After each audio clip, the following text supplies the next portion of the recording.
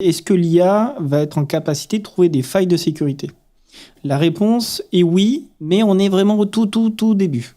Il y a, pour prendre un exemple très concret que les personnes qui nous regardent pourront chercher, il y a une équipe chez Google qui s'appelle le projet Zéro.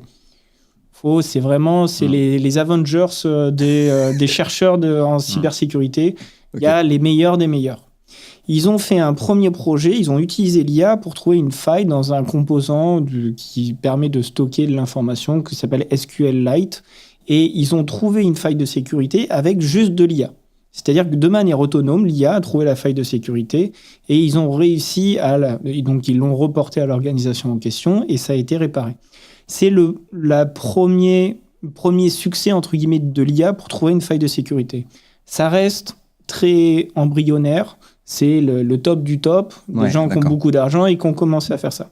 Pour répondre à la deuxième partie de la question sur est-ce que l'IA va amplifier l'escroquerie, est-ce qu'elle va permettre activer en fait une escroquerie à grande échelle, la réponse est oui, ça va faciliter, ça va améliorer, mais l'escroquerie à grande échelle était déjà là.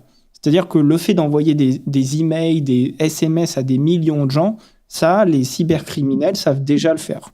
Par contre, l'IA va permettre d'améliorer les textes, d'améliorer les traductions, d'améliorer le contexte, la charte graphique parfois, et donc va rendre plus plausible l'attaque.